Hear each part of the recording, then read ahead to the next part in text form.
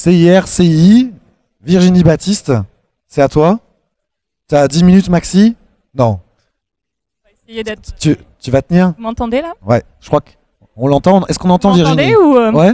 Peut-être en parlant plus près comme ça. Voilà. Ouais, faut le coller un peu. Voilà, faut Ouais. voilà. Ok. Allez Virginie, c'est à toi. Bien, le CIR et le CI sont des dispositifs qui sont relativement anciens, qui visent à favoriser l'effort d'innovation en France. Mais c'est un budget qui est extrêmement important pour l'État, plus de 5 milliards d'euros par an. Donc, dans ce contexte, on observe, nous, dans notre travail de cabinet de conseil, de plus en plus de contrôles de l'administration, des contrôles qui sont de plus en plus resserrés. Donc, il est vraiment essentiel d'avoir conscience et de connaître les critères d'éligibilité au CII et au CIR. Donc concrètement, commençons par le CIR. Qui peut bénéficier du CIR? Eh bien, toute entreprise agricole, industrielle ou commerciale payant l'impôt, ou alors toute association soumise à la loi de 1901 à but lucratif, donc également soumise à l'impôt. Ensuite, il faut que le personnel menant les travaux de R&D soit considéré comme scientifique aux yeux de l'administration fiscale. Pour être scientifique aux yeux de l'administration fiscale, il faut être titulaire au moins d'un diplôme Bac+5, donc master, ingénieur ou docteur. Les techniciens, quant à eux, peuvent être aussi déclarés à condition que leurs travaux soient en appui, en soutien avec le travail des scientifiques. Ensuite, une fois que ces conditions sont remplies, il est important que les travaux soient bien des travaux de R&D au sens où l'entend l'administration. Donc, c'est le cas si vous conduisez des travaux de recherche fondamentale, de recherche appliquée, ou alors de développement expérimental, et que ces travaux amènent à une augmentation des connaissances par rapport à l'état de l'art, à l'état des connaissances actuelles. Donc comment ça va se présenter pour vous concrètement? Eh bien, il va falloir constituer cet état de l'art pour que, en cas de contrôle, l'expert puisse évaluer le niveau de connaissance, les limites des connaissances actuelles et que vous identifiez des verrous concrets. C'est-à-dire, je ne peux pas aller plus loin que ça avec les connaissances fournies par la communauté actuellement. Donc, j'ai besoin de mener ces travaux. Ces travaux sont véritablement nécessaires. Dans ce cas, dans ce contexte, vous êtes dans la R&D, vous pouvez bénéficier du CIR. Pour le CII, c'est un petit peu différent. Le CII s'adresse aux PME. Pas d'obligation de diplôme pour le personnel réalisant les travaux d'innovation. Vous avez une obligation de présenter des travaux qui sont de l'innovation au sens de l'administration. Donc, qu'est-ce que ça veut dire? Vous êtes dans la conception d'un prototype ou d'une installation pilote. Ce nouveau produit, il doit avoir deux caractéristiques cumulatives essentielles. Il doit être nouveau sur le marché. Donc, s'il est nouveau pour l'entreprise, mais pas sur le marché, ça n'est pas éligible au dispositif du CII. Il faut ensuite que ces performances soient supérieures à ce qui est sur le marché. Par performance, j'entends performance technique, performance en termes d'ergonomie, performance en termes de fonctionnalité ou alors d'éco-conception. Cette augmentation, cette amélioration des performances, elle doit être mesurable et quantifiable pour que vous puissiez la présenter dans le dossier scientifique. Qui me permet ensuite de rebondir sur le dossier scientifique, parce que c'est celui-là, dans votre demande de CIR ou de CI, qui va être essentiel et qui va justifier de l'éligibilité du projet à l'un des dispositifs. Donc concrètement, comment ça va se passer pour un dossier CIR? Les parties sur lesquelles vous devez vous appliquer sont l'état de l'art, puisque c'est ce qui va permettre à l'expert d'évaluer que le niveau des connaissances actuelles et les limites qui vous conduisent à mener ces travaux. Il va falloir évaluer aussi de manière précise vos verrous scientifiques et techniques. Ce sont ces verrous qui justifient effectivement la nécessité des travaux. Donc c'est deux parties. Bien évidemment, la partie travaux est importante, mais ce sont ces deux parties qui justifient vraiment que vous êtes dans la R&D et qui va vous permettre de renforcer vos dossiers au maximum. Dans le cadre du CI, vous êtes dans une logique un peu différente. On n'est pas dans un état de l'art, mais on est dans un état du marché. Donc cet état du marché, il a pour but de permettre à l'expert d'évaluer que votre produit est nouveau. Donc il va vraiment falloir présenter ce qui est fait par les concurrents pour que l'expert puisse percevoir ça. Ensuite, vous allez devoir aussi présenter les difficultés liées à vos travaux d'innovation et de manière précise les performances que vous visez à atteindre. Et ces performances, bien évidemment, doivent être supérieures, comme je l'ai dit précédemment. Autre moyen de booster votre projet, si vous êtes dans le cadre de la R&D et donc dans le CIR, il est important de créer des indicateurs de R&D forts. Par indicateur, j'entends des publications. Si vous avez l'occasion de publier, c'est un indicateur formel de R&D pour l'administration, donc c'est un très bon point. Des collaborations, créer des collaborations avec des laboratoires publics, c'est une très bonne chose. Thèse, si vous avez l'opportunité de créer un sujet ANR, un contrat CIFRE, c'est aussi un indicateur formel de R&D. Les brevets sont un très bon point dans le cadre du CI. Donc dans le cadre de l'innovation, dans le cadre de la R&D, l'administration ne considère pas ça comme un indicateur formel de R&D. Donc c'est vraiment un dispositif qui est exigeant, mais qui est très intéressant économiquement parlant. Il faut être très prudent dans la rédaction du dossier, puisque les contrôles sont de plus en plus importants. Et donc d'où l'idée, si vous avez besoin, de s'accompagner également d'un cabinet de conseil, comme celui pour lequel je travaille, Innovatech Conseil, nous sommes référencés par le ministère de l'économie, d'être accompagnés finalement par des experts qui vont pouvoir vous guider dans la rédaction et dans la constitution également de la partie financière du dossier. Oui, parce que même si je suis très bon dans mon métier, dans ma science, si je puis dire, mieux vaut que je sois accompagné de quelqu'un qui est expert dans le montage des dossiers. Exactement.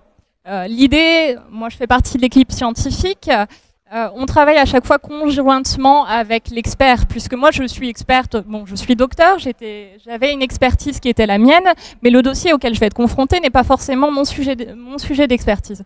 Donc l'idée, ça va être de travailler conjointement, puisque moi j'ai connaissance en tant que rédacteur scientifique dans ce cabinet de conseil, j'ai connaissance des exigences de l'administration et de la manière dont on doit structurer le dossier pour finalement que les critères soient bien visibles et perceptible par l'expert en cas de contrôle.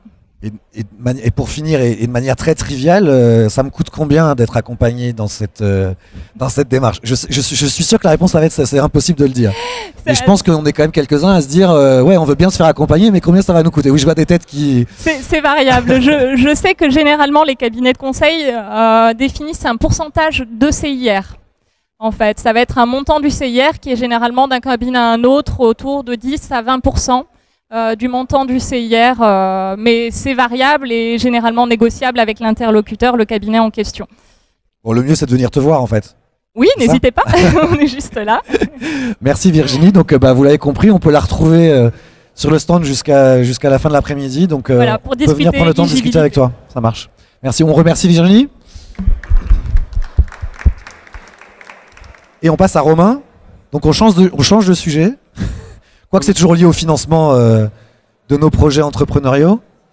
Oui. Est-ce qu'il marche, il fonctionne. Donc, bonjour à tous, je m'appelle Romain Lessard, je travaille au CIC, la banque, et je m'occupe d'un département qui s'occupe de tout ce qui est innovation et nouvelles technologies. Et donc je vais essayer de vous présenter comment les banques en général se sont transformées pour apporter dans cet écosystème innovation et de start-up du service et des produits qui répondent un petit peu mieux aux problématiques des porteurs de projets. Donc le premier point qui était un point très important, c'est que jusqu'à ces dernières années, les porteurs de projets n'avaient pas d'autre choix que de se présenter dans les réseaux grand public des banques. Alors ça fonctionne parfois, parfois c'est un petit peu plus compliqué parce que les process et les produits qui sont proposés dans les réseaux grand public sont parfois difficilement compatibles avec des problématiques très techniques ou des business models très particuliers des projets innovants et des startups. Donc la première proposition que les banques ont faite et que le CIC a choisi de faire, c'est d'intégrer ces entreprises-là dans les centres affaires entreprises, qui sont des... qui historiquement n'étaient accessibles qu'aux PME, je dirais, qui faisaient un minimum de 3 à 5 millions d'euros de chiffre d'affaires. Donc on n'avait pas du tout d'entrepreneurs et de jeunes entreprises là-dedans, pour leur apporter des compétences, du service, puisque donc on a des équipes qui sont beaucoup plus staffées et une réactivité plus importante, mais aussi un regard, une approche complètement différente, puisque on fait, disons qu'on a un process à supporter beaucoup moins important. On fait les choses simplement en bonne intelligence, on regarde, on essaye de comprendre vos problématiques et d'apporter une réponse, je dirais, presque sur mesure. En termes de financement maintenant, qu'est-ce qui change? Traditionnellement, la banque, elle prête l'argent de ses clients et donc on n'a pas le droit de le perdre. Et donc prêter de l'argent à une entreprise, il fallait, la condition initiale, c'était une entreprise doit avoir du chiffre d'affaires pour générer de la rentabilité, qui va générer de la trésorerie, qui permettra de rembourser le prêt. Et si on n'a pas ça, on ne prête pas à l'entreprise. On comprend très vite que sur les modèles start-up, on ne peut pas faire grand-chose si on se limite à ça. Donc la réponse qu'on a souhaité apporter, c'est essayer de réfléchir différemment et plutôt que de se focaliser sur la partie génération de cash, se focaliser sur la création de valeur. Et donc on a, donc là je ne vais pas parler au nom des banques, mais je vais parler au nom du CIC, puisqu'on a un petit cahier des charges en fait qui nous est propre. Et donc on peut financer une start-up, une entreprise innovante qui n'a pas de chiffre d'affaires ou qui a même une rentabilité négative, à partir du moment où on a 4 critères qui sont réunis, qui sont le premier, une équipe qui est complémentaire en termes de compétences, qui est bien entourée dans l'écosystème, avec les bonnes personnes, avec les bons experts comptables, avec les bons spécialistes crédit impôt recherche par exemple, avec les bons avocats en propriété intellectuelle. Alors, vous en retrouverez beaucoup aujourd'hui dans les stands qui sont autour de nous. Le deuxième sujet, c'est d'avoir un projet, qui est un projet ambitieux et avec un potentiel de création de valeur qui est important. Le troisième point, c'est d'avoir un MVP, c'est-à-dire une version 1 de votre projet, de votre solution, un prototype, même s'il n'est pas beau, mais qui fonctionne. Et le dernier point, c'est que la preuve de concept soit terminée. C'est-à-dire que vous avez testé votre version 1 dans les conditions du réel. De ce POC, de ce test, vous avez tiré des premiers indicateurs de performance, de traction de marché.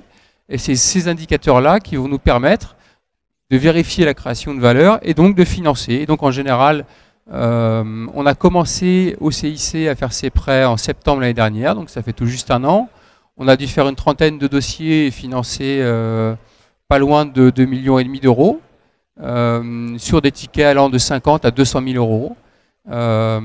Ces financements-là, ils servent, je dirais, dans la majorité des cas, à lancer un petit peu le commerce, c'est-à-dire que la preuve de concept est terminée, donc il est temps d'investir un petit peu sur le commercial pour travailler les premiers indicateurs, les premiers clients, ce qui permettra, dans une levée de fonds qui interviendra 6 mois, 12 ou 18 mois plus tard, d'avoir des chiffres un petit peu plus consistants et donc de réaliser des levées soit un petit peu plus importantes, soit sur des valorisations qui sont importantes et donc des dilutions de capital moins importantes. On intervient aussi, je dirais dans un tiers des cas, pendant une levée de fonds, mais sur une problématique d'arbitrage, c'est-à-dire qu'une entreprise qui est en train de lever 1 million d'euros et qui va se diluer par exemple, et qui va devoir lâcher 25% de son capital, elle a peut-être envie d'arbitrer son million en disant je vais prendre 800 000 en capital et 200 000 en prêt et du coup de me diluer qu'à 20% au lieu de 25%, et donc de mettre un peu de financement non dilutif dans la levée. Si je résume ce que tu viens de dire, Romain, avec mes oreilles, puis je vais voir si on acquiesce ou pas. En gros, les banques et en particulier le CIC se sont un peu organisées afin d'avoir une agilité nouvelle face à des porteurs de projets de type start-up. Oui, tout à fait. À une offre du coup, Oui. une offre notamment commerciale, d'accompagnement financier de ces projets.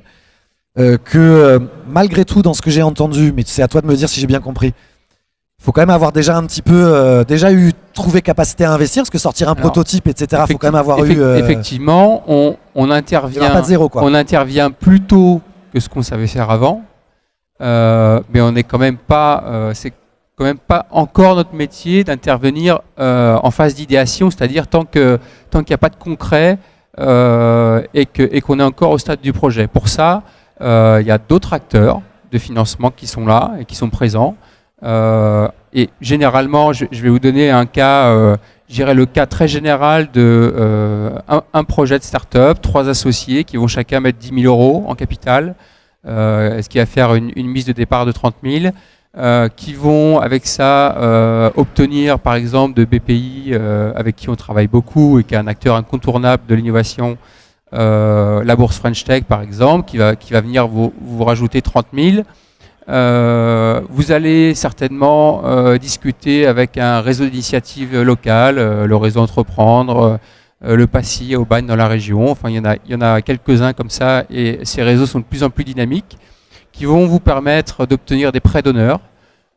Globalement, dans la plupart des projets qu'on a étudiés, qu'on a financés, toutes ces phases-là, que ce soit Love Money, BPI et prêts d'honneur des plateformes d'initiative, ça permet d'obtenir, en règle générale, à peu près 100 000 €.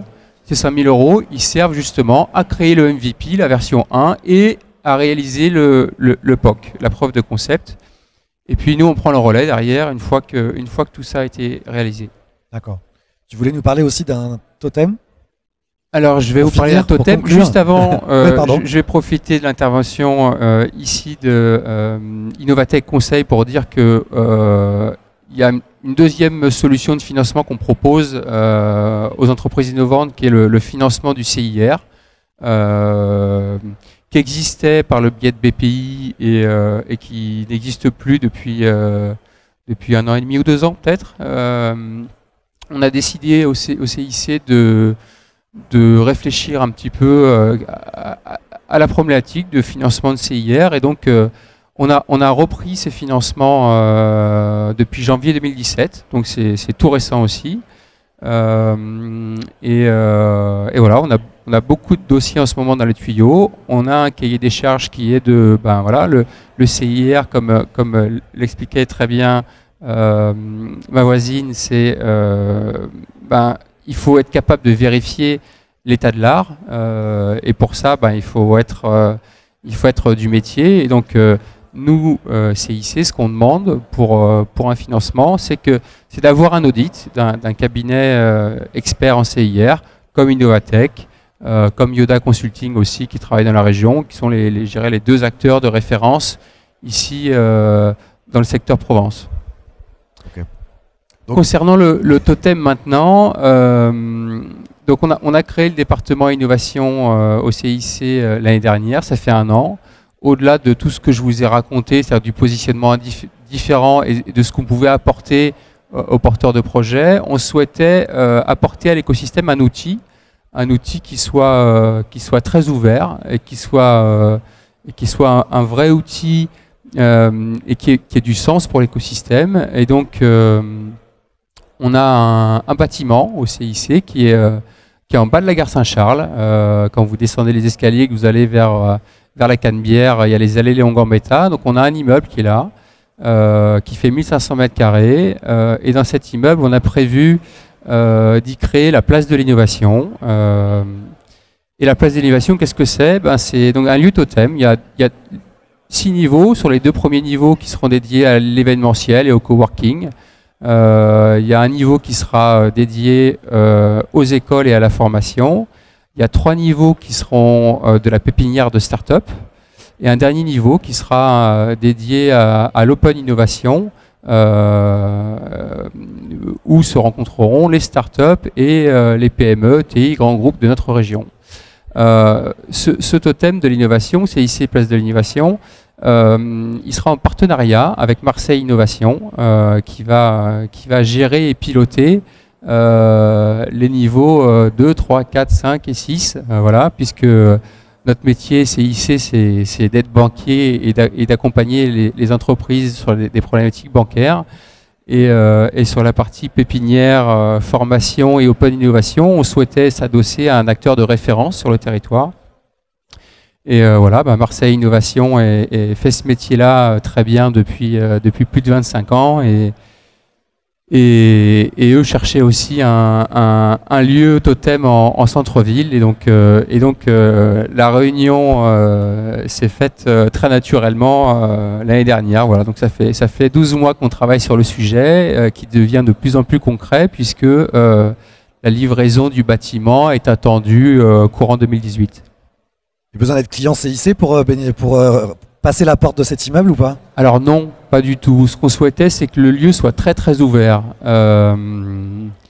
Sur la partie pépinière, ce sera géré par Marseille Innovation et Marseille Innovation uniquement, c'est-à-dire que CIC n'aura pas du tout de droit de regard. Et ensuite, ce qu'on souhaite, c'est que, même au-delà même de Marseille Innovation, que l'accès au lieu soit ouvert à tout le monde.